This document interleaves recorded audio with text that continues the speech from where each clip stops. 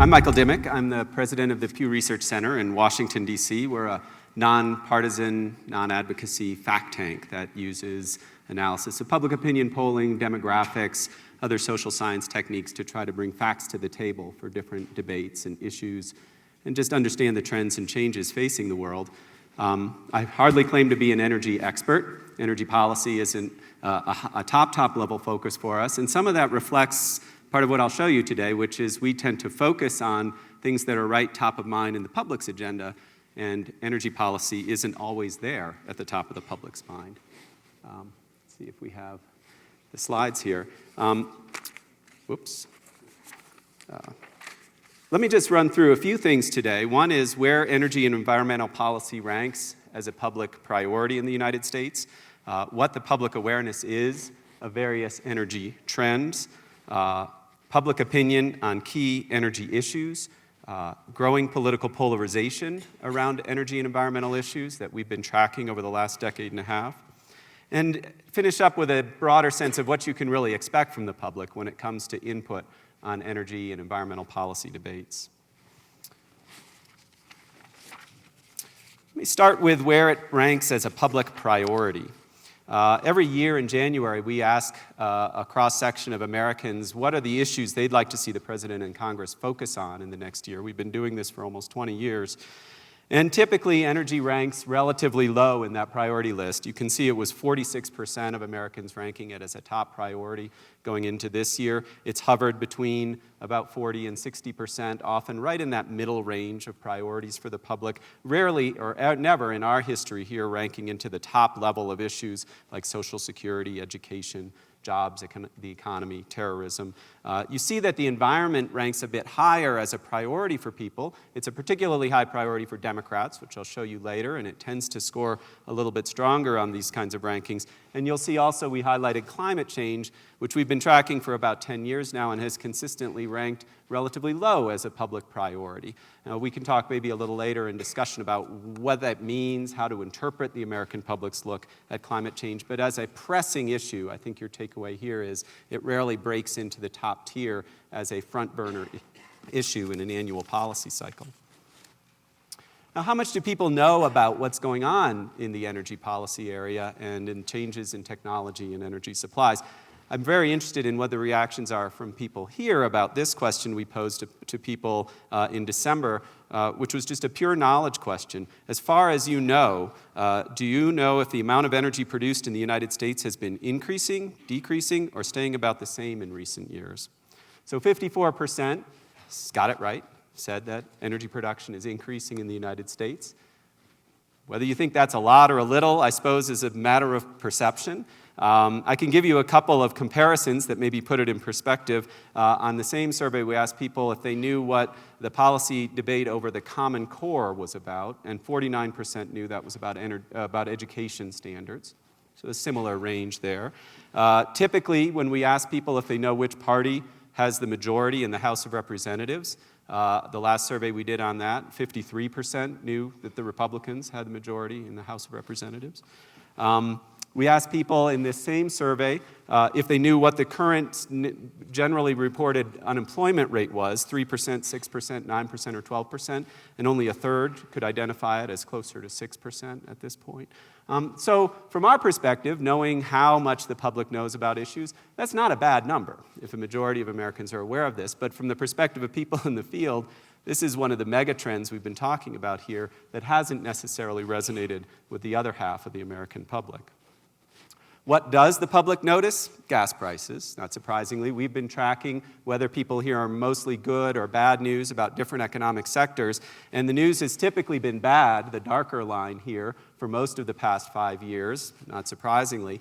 But just between August and December of 2014, the share saying they were hearing mostly good news about gas prices jumped from 15% to 70%. A very quick reaction from the public and awareness of a big change that they were experiencing in their own personal lives.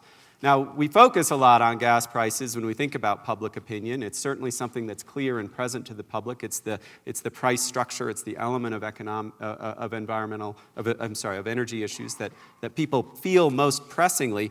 but we haven't found it to really change the balance of public opinion in much of a big factor. Despite this big change in gas prices, as we just saw, you didn't see any real change in the priority the public put on energy as a policy issue, either upward or downward. Nor do we see a change in sort of the general balance of public opinion when it comes to energy policy priorities. This is a question we've been tracking for some time, and it asks people about what should be the higher priority for policy right now. Should the focus be on developing alternative sources, such as wind, solar, hydrogen technologies, or should the focus be on expanding exploration and production of oil, coal, and natural gas? You see the public typically siding by a margin of maybe roughly 2-to-1 on the side of alternative energies if they're asked what the priority should be for policy right now. And again, we saw no fundamental change in those priorities given their reactions to changing gas prices. A question like this doesn't give you the full picture of how Americans think about energy policy, though, because it's not necessarily a trade-off, as has been one of the themes here today.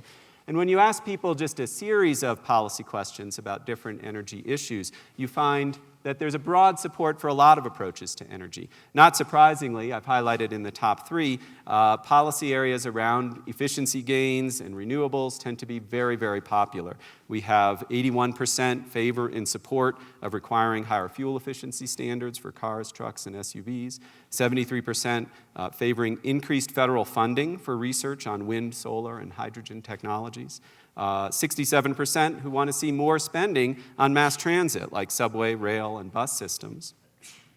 But you also see majorities favoring more exploration, whether on land or offshore. We have 58% who support allowing more mining and drilling on federally owned land, 56% who support allowing more offshore oil and gas drilling in American waters.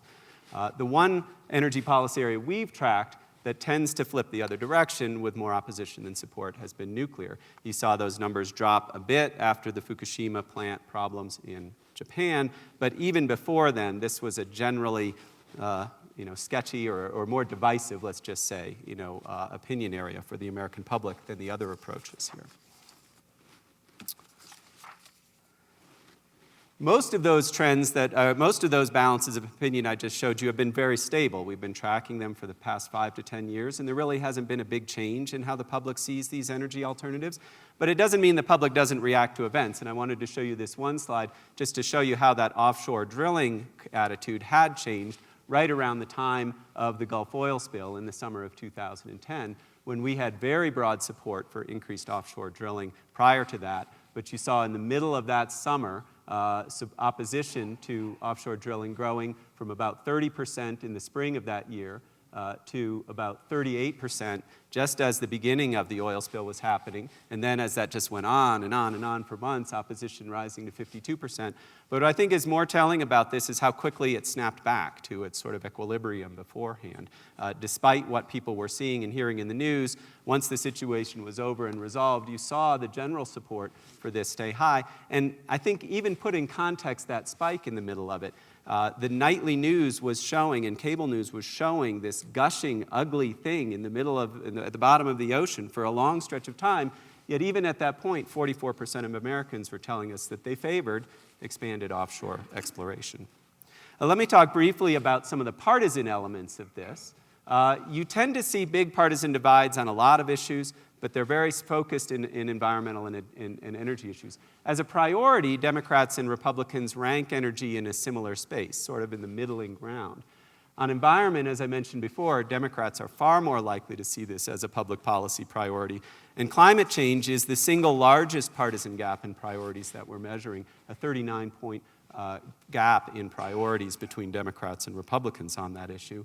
Those gaps carry over to a lot of the specific policies that I was just showing you. You see more Democratic support than Republican, not surprisingly, for fuel efficiency, alternative energy research, mass transit, more Republican support for exploration and nuclear. But again, I would focus not just on the size of the gap, but what's happening even in the party that isn't the higher party in these. A majority of Republicans, this is in the survey we just did this December, favor increased federal funding for research on wind, solar, and hydrogen. Increased federal funding from Republicans, right? 57% of Republicans are in support of more mass transit investments. And even on the exploration items, whether on land or at sea, you have not a majority of Democrats, but a division of opinion among Democrats about whether they favor or oppose these policies. So while there are partisan divides, they're not entirely black and white. Let me just finish up with a couple other policies that have been front and center here. We see fracking right now has been losing favor as a public policy from public support, mostly among Democrats and independents. It's been a very partisan issue from early on. How much the public knows about what's going on in the fracking realm, I think, is a question, and we can discuss that a little bit later.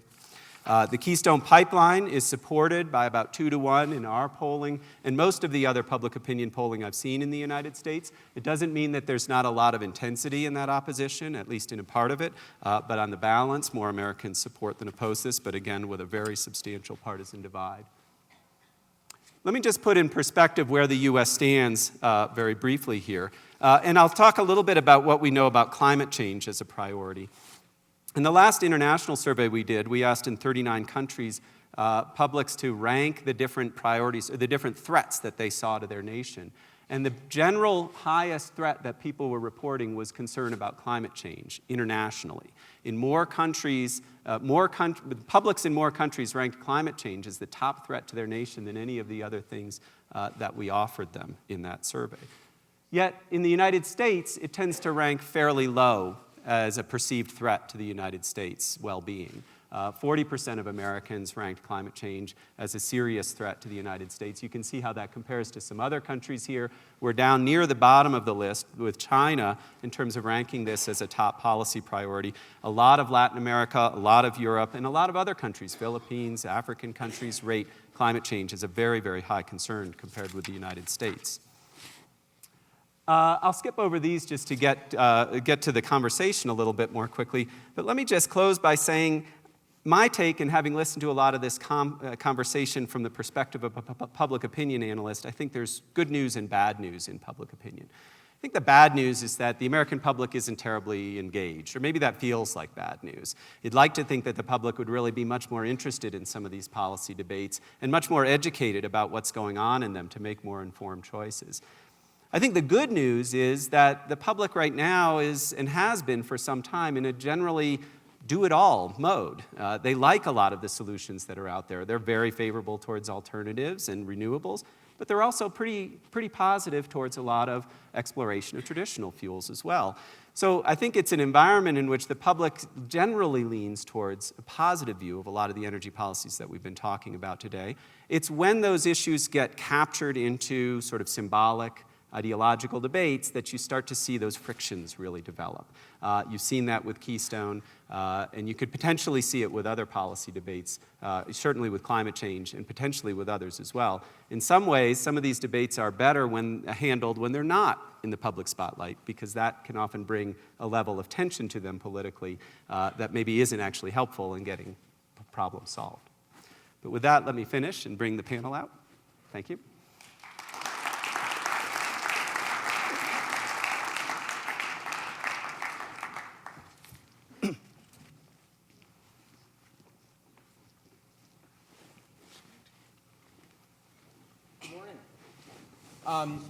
Mike, that was really interesting. We're going to get into a discussion about that. My name's Jeff Ball, and I want to introduce Duncan Wood and Colin Robertson. We had a bit of a discussion just before we walked out here, a kind of geopolitical debate about who should sit where representing which countries. And so, well, that's exactly. The conclusion was that the United States should be in the middle because whether it's true or not, the United States' view is that it is the center of the universe. But it's worked out slightly differently. What happened? An American decided it for us. And exactly. There you go. That's right. That's right. That's right. So we have a lot to talk about, and I think actually it's a good thing that this panel comes toward the end of the weekend, because I think we're going to be talking about a lot of themes that have bubbled up in panels in the discussion previously so far.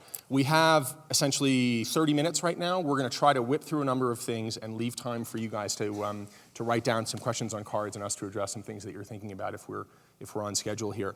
I'm not going to do a long introduction because you can look at everyone's bios in the program, but Duncan Wood is at the Wilson Center, a Mexico expert at the Wilson Center in Washington. Colin Robertson writes for the Toronto Globe and Mail, a column, and also is at the Canadian Defense and Foreign Affairs Institute, and you know Mike from the Pew Center.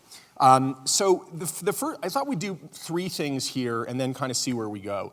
I want us to take a little bit of a North American energy tour in terms of public attitude.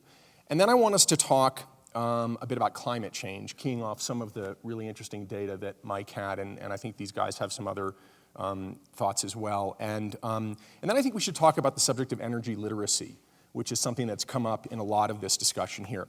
So I first want to just kind of do this, and in fact, here we will go south to north to middle in our energy tour. We're going to take a high-carbon North American energy tour, not the most direct route. And so, Duncan, let's start with you. I was down in Mexico for a couple of weeks over the past year writing something about the reform, and I, unlike you, am no Mexico expert, but it was fascinating to me the depth of extraordinarily heartfelt opinion about the reforms, pro and con, from people in the C-suite or in government ministries down to people on the street. Everyone had an opinion.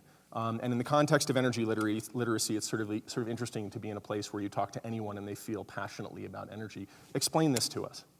Well, as I said yesterday in the panel, a lot of people thought that the energy reform would never, ever happen in Mexico because of this depth of feeling, of sentiment about having a closed system and maintaining a state-run monopoly of the oil and gas sector. And the reason for that goes way back to 1938 and the nationalization, when Lázaro Cárdenas kicked out the American oil companies. And I have to say it was largely justified because the American oil companies were behaving incredibly badly and refused to follow sort of Supreme Court rulings, etc. And in order to repay to compensate the oil companies, Lázaro Cárdenas sort of took to the streets. He sent his people out there. He says, look, we need your money to let us compensate the oil companies. And so the legend has it, at least it's a legend. There's lots of myths in Mexico, remember, that people took to the streets and they took out their gold watches and they'd put them into bags and come out with their lifetime savings so that the state could actually compensate the oil companies. And God knows what happened to all of those belongings. But anyway, that's the story. And so everybody in Mexico sort of has this family story, which is, my great-grandfather gave his gold watch so the evil oil companies could be kicked out. Pemex became very, very closely associated with national sovereignty from 1938 right through to the present day. It was seen as being one of the symbols of Mexico. And back in 2008, when we were having a similar debate over whether we should open up the oil and gas sector in Mexico, a very interesting poll came out that was organized by CIDE, a public university in Mexico City. And that poll had a number of questions about Mexican attitudes towards the world. And one question was, if it would lead to a significant improvement in your standard of living, would you agree to total integration with the United States of America? And a small majority of Mexicans say yes. Okay? Further down the report, there's another question. The Mexican oil and gas sector is in trouble, production is declining. Do you think we should open it up to private investment? 80% of Mexicans say no, which means the Mexicans are more likely to sell their country than their oil. Okay? Now you come forward a few years and the Peña Nieto government puts forward its proposal for energy reform.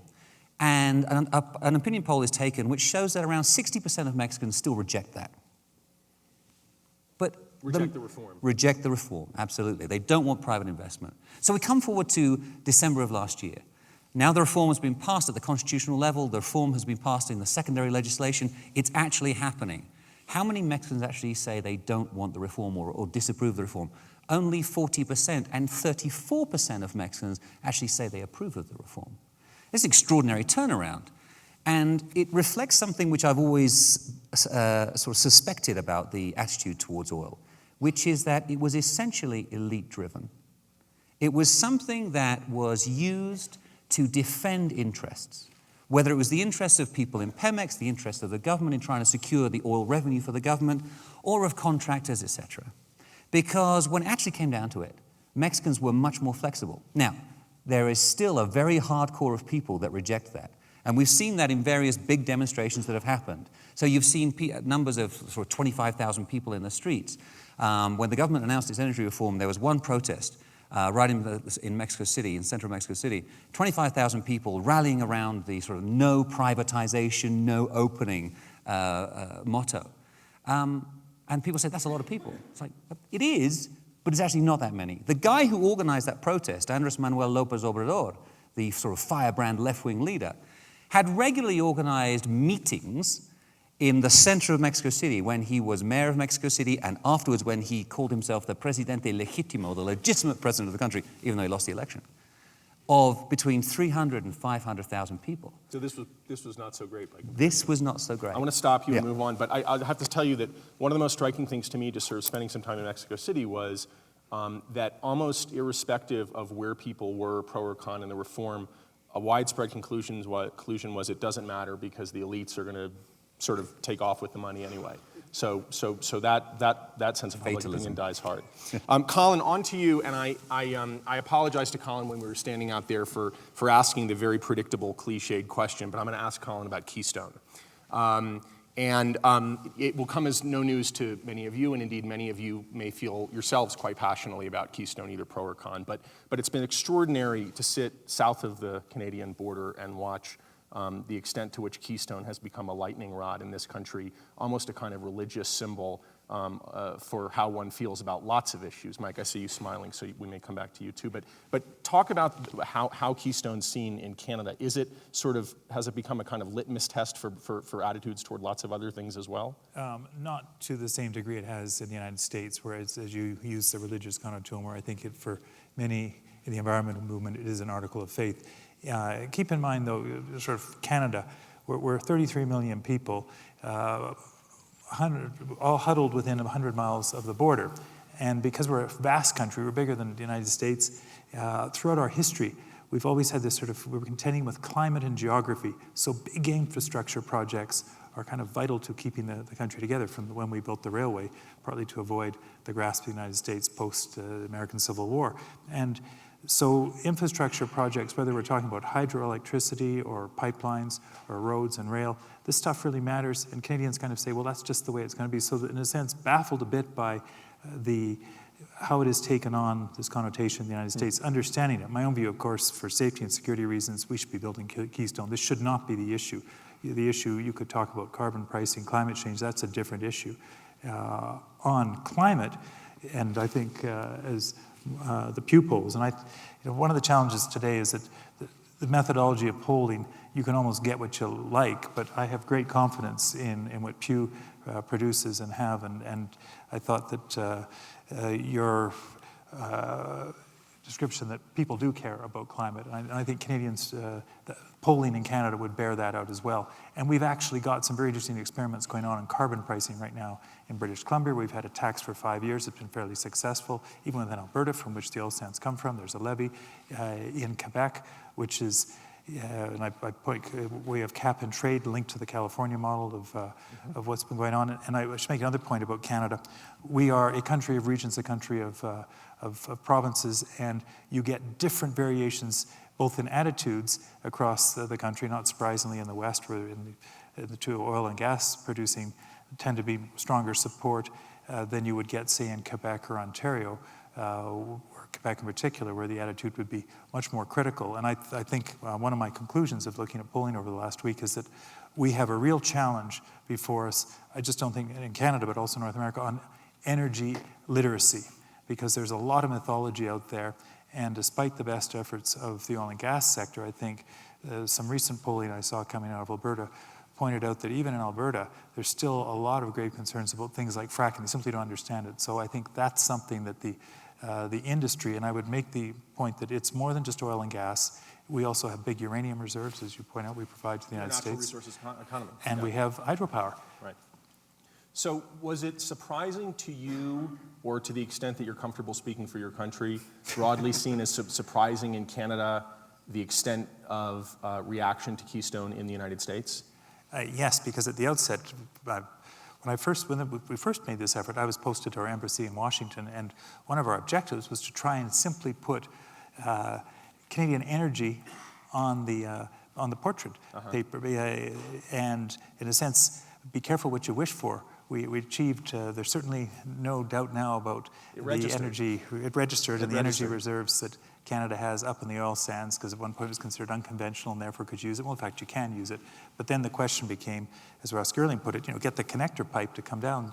And all this controversy over the connector pipe, it is unfortunately cast a pall on Canada-US relations at the bilateral level, at the international level on peace and security.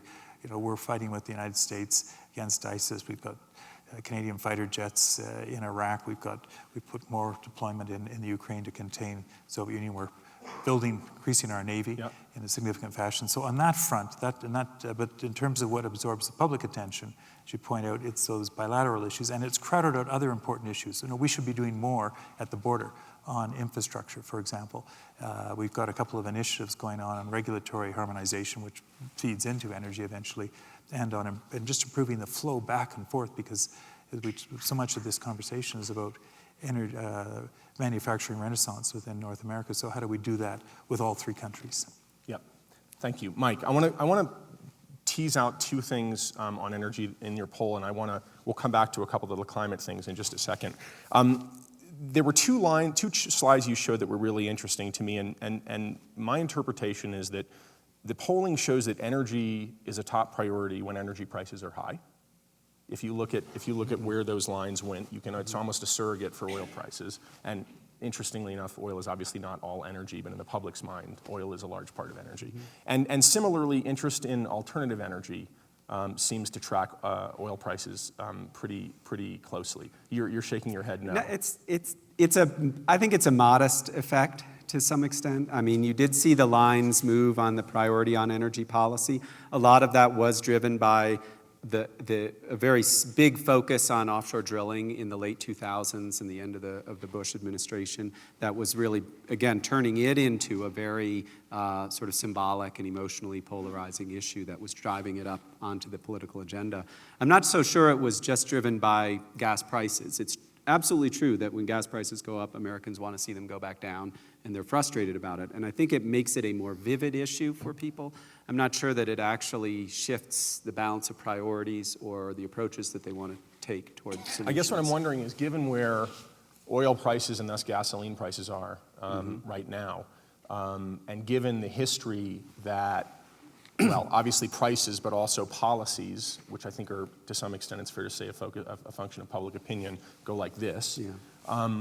What does the polling suggest to you about where attitudes are likely to go in the future? I think if energy prices stay low, gas prices stay low at the pump, I think the main effect is it takes a little bit of the accelerant off the issue. It takes it out of the stressful issue space and turns it into a back burner issue space. And as I kind of suggested, in some ways that's a safer space in which to get to good solutions. I want to switch to climate change, and I want to just tee this up. Allow me 30 seconds here just to tee this up, and then I want to dig into this, including what you found. It seems to me that if you look at when societies have made big energy or environmental shifts historically, it's been a function of a perception of crisis. From what France did with nuclear energy, to what Los Angeles did with smog, to what China is doing with trying to combat air pollution. In all of these cases, people felt palpably that there was a problem, that it was not acceptable to allow it to continue. And I think it's fair to say that climate change is fundamentally different from that. Even if you believe, and you may or may not, but even if you believe that climate change is a real problem, you can't see it, you can't smell it, you can't taste it. It's interesting in your polling that there was a big disconnect between the public's perception of climate change and the public's perception of the environment, which suggests that at least in the minds of the people you're polling, there's a difference. And perhaps when people think about the environment, they think about smog or dirty water. I don't know, it would be interesting. Do you want to just jump on that? I think you're absolutely right. Environment triggers a certain set of associations and priorities for people in terms of protection of natural spaces, protection of wildlife, protection of air quality, water quality. That's different than the climate change debate. Obviously, the attitudes correlate. The people who are more concerned with one tend to be more concerned about the broader issue. I think the telling thing about climate change is, as you were saying, is it feels very distant to people, and it doesn't then break into the top of of their immediate priority lists. A fellow Stanford analyst, John Krosnick, who's done some of the most comprehensive work on climate change attitudes, has shown this pretty clearly. If you ask people in an open-ended question, what's the biggest problem facing the country today, they'll say the economy, terrorism, same sort of stuff I was showing you.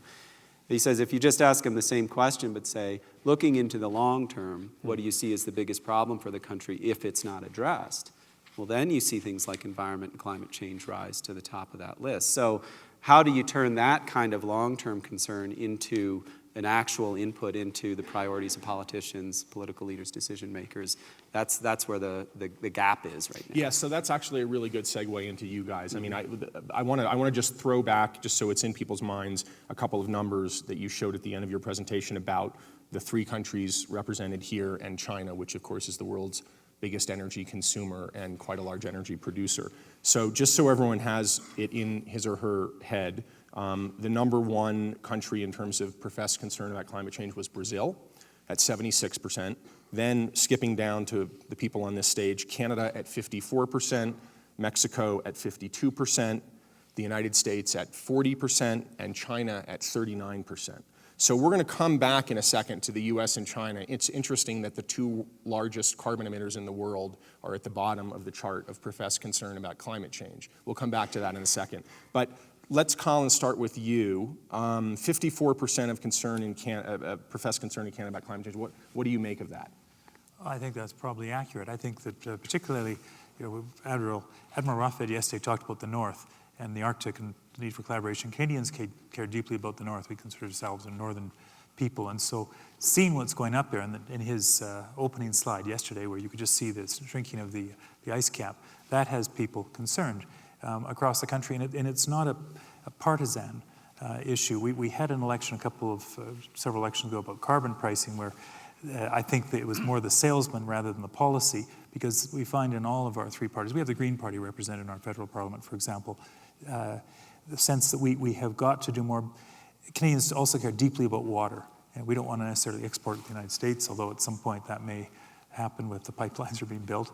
But conservation of water, that's something that Canadians care deeply about, and I think that takes you into climate and what's going on. And so I think conservation is within, and I think that my sense is within an election or so we'll start seeing shifts, because we're seeing at our provincial level, again, this experimentation taking place, even within the oil-producing provinces in British Columbia and Quebec and in Ontario. As was referred to as earlier, the incubators, and I think you see this on the American side as well. There's a lot of going on. Think about our auto and truck emissions. I mean, this basically came out of California, turned down by the Bush administration. Obama comes in and basically adopts the California, and they then roll out and become not just the United States, but with Canada as well. And I would predict that eventually Mexico will probably come into that as well, because I think we are starting to look increasingly at North American standards. So Duncan, I just want to ask you to focus this a little bit on the Mexican experience. I mean, one of the things that was striking to me as an American visiting Mexico who doesn't know a lot about Mexico is that if you go to Mexico City, there is still an air pollution problem that you can smell in Mexico City, right? So is this a fair question? I mean, what's your sense of Mexican perceptions toward climate as opposed toward other environmental issues that may be seen as more immediate today? Well, certainly air quality in Mexico City and other large cities in Mexico has been a major problem for a long time. But if somebody who's known Mexico City for a long time, go back to the 1980s, birds were literally dropping dead out of the trees. Now, I mean, it's not great, but I would say air quality in Mexico City is better than Los Angeles. Now, Los Angeles is terrible, but it's better than that. And, and I remember back in 1996 when I first arrived in Mexico, driving along the Periférico, the main artery, many days I couldn't see the buildings on either side. That doesn't happen anymore. You see the volcanoes on a regular basis. It's extraordinary the change that's happened. And that gives people hope that actually you can make progress. But on climate change, I think it's somewhat different. I would actually say that the numbers that came out in your poll for Mexicans being concerned are probably on the low side. And the reason is that for Mexicans, climate change is not a far and distant thing. It's already hit them, and that's because of violent weather events. Remember that the Gulf of Mexico is a hurricane generator. And a lot of people who live around the coast of the Gulf of Mexico are living in poorer communities, very little infrastructure, and houses, bridges, etc. get swept away in extreme weather events. And people have associated that with climate change. And so this is something which has driven public policy in Mexico. The Calderon administration was a world leader amongst emerging countries in terms of passing climate change legislation and putting it onto the international agenda, being a leading country. And even the current administration, so focused on the hydrocarbon sector, has at the same time passed world-leading climate change legislation and, of course, is moving towards a carbon tax and is offering carbon credits as well, clean energy credits. So it's all coming together. It's kind of a nice matrix, and for a developing country like Mexico, I think it's extraordinary how far they've gone. Yeah, it's an interesting point that Mexico, in this sort of scheme of international carbon market creation and regulation, is in a different position than the United States and Canada are. Mexico, because of rules that we won't go into the weeds of here, can be a recipient, can actually sell carbon credits, something called carbon credits. And so there's a potential revenue stream to Mexico as a result of carbon regulation that doesn't exist, at least on a national level, in Canada and the US. Okay, so do you guys want to jump? Do you want to jump in? I was just going to add from the US perspective, because I think while it's true that climate change isn't a top priority for Americans, at least in an immediate sense, I don't want you to leave the room thinking that Americans don't support carbon reduction policies. There are any number of survey questions that show you broad support, often in the 60 to 70% range, for various policies that would be aimed at carbon emission reduction, whether it's at power plants or in other ways. So even though there's not a front burner issue, there is support there. Another factor that's critical about change is there's a huge generational tilt on this. So as you look forward as a policy debate, the trajectory is pretty clear where the American public balance of opinion is going. The imprint on younger generations on this is probably very strong and resilient and unlikely to change. And thirdly, there's a finding that, again, I'd credit John Krosnick for.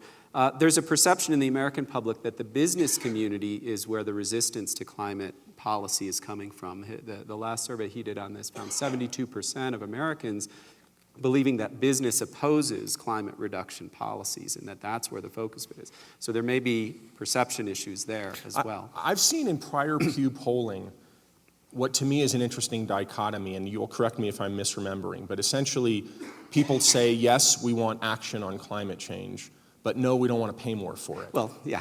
Right? Sure. Which is a little bit of a dilemma. Yeah? Yeah. Okay. And that hasn't changed? That's still the No, case? I don't okay. think that's all right. changed. So we have some questions, and I want to leave a few minutes for those questions, but I do want to address this energy literacy question. And so I'm going to be a tough guy here, and we're going to keep this whole discussion to 2 minutes. In the context of another poll, a non-Pew poll a few years ago, I was surprised to see a question. The question was, what is the cheapest form of energy? This was a poll that was asked of Americans. And anyone want to guess as to what the answer was? Solar was the answer. Now, we heard yesterday that the cost of solar is coming down precipitously, and indeed it is. But this was, first of all, 3 years ago. And I'm not sure anyone even would argue even today that solar is the cheapest form of energy right now. So I think it was clearly the case back then that that was not the case, which sort of raises the question, what do people know and what they don't know? And so I want to ask each of you quickly 2 questions. One is, what is to you the most offensive lack of knowledge about energy? And by offensive, I mean consequential. Why does it matter? And do you have any great ideas for improving energy literacy? One great idea. Let's start with you. Back in 2012, when we knew the energy reform process was coming, in the Wilson Center, we pulled together a group of experts and we wrote a 20-page document called A New Beginning for Mexican Oil, in which we tried to define terms, not for the public, but for the elites. So we distinguish between what an operator and an owner is, okay? We distinguish between owning reserves and booking reserves. These were things that were not commonly understood in Mexico. That document was something that actually was passed around the Congress, was used by the energy reform's proponents to educate people who said, well, we can't let the foreign companies own the reserves. They're not going to own the reserves. They're going to book the reserves. Well, what does that mean? Mm-hmm. That's something that we were able to do and we had great success with. And I think that's, that part of elite as well as public education is fundamental. Okay. Basic education. It's Colin? basic education. Yeah, it's basic education, but we also need a starting point. And I think there's a lot of questions out there about just on the basic terms as we were talking about. And I think what we need is a portrait of North America. Now, when the energy ministers met in December, they talked about putting something together. We really need a composite portrait of what you need in North America on the energy and environmental front. And I think that is doable. I think of the Energy Information Agency in the United States does superb work. We almost need that to roll it out, but it stops at the two frontiers. Roll something like that out to include Canada and Mexico so that when the decision makers sit down, they can agree upon, they've at least got the facts they agree upon, because there's so much mythology around energy and oil sands and you name it. Mike? I would only add that this is not unique to the energy sphere. I mean, we just did a survey of scientists across a whole range of different policy areas and issue areas. Their frustration with the lack of public knowledge and awareness is pervasive, whether it's in the biosciences, health, whatever. So I think don't feel targeted. It's not you. It's a general fact that these are complicated issues. Isn't it true that most scientists don't understand other scientists' work in different fields? I mean, you've shown that there's ignorance across the fields as well. And science has been questioned too, as we've seen on some of the UN. Right? Yeah. So there's, we're going back to your point, sometimes the religion enters into it. Yeah. But look, to be optimistic, I've watched two big climate shifts around acid rain and then the ozone layer, where we made big progress. In this case, it was Canada pushing largely the United States, but I remember there's a great line from George Schultz saying, well, look, on ozone layer, maybe the Canadians or maybe the rest of the world is right, so why wouldn't we do this? And we have made significant progress on acid rain. Lakes, which were once dead in Canada, have now got fish in them again. The ozone hole layer. So I think all this is doable. I would just say that those are really interesting examples, but they're different from climate, right? In the case of acid rain, people could identify what they would regard as palpable effects of acid rain in terms of what the skies looked like. And in the case of ozone, there was a real public health threat that was seen as fairly immediate about the break in the ozone layer. Points out Los Angeles and Mexico City. We know. True. And we see what's taking place in the Arctic. So there are some things you can figure out. Yeah. So I absolutely. I just think it's interesting to see sort of a crossing of a line to the extent that people start to see this as immediate. I want to move on to questions, and we're going to have time if we really press hard for two. So we've answered a few of the questions that have been sent up here in the context of this discussion. So here's the question: what is the biggest driver of public opinion on fracking and climate change? Is it activist groups? Is it social media, or TV and radio commentary, or something else? You don't all have to answer, but real quick. It's hard to say. I mean, on an issue like fracking, people pick up on the sort of simple cue that they see. So it may be, that image of a guy lighting fire to his water faucet, and then that all of a sudden sort of crystallizes something that people don't know a lot about.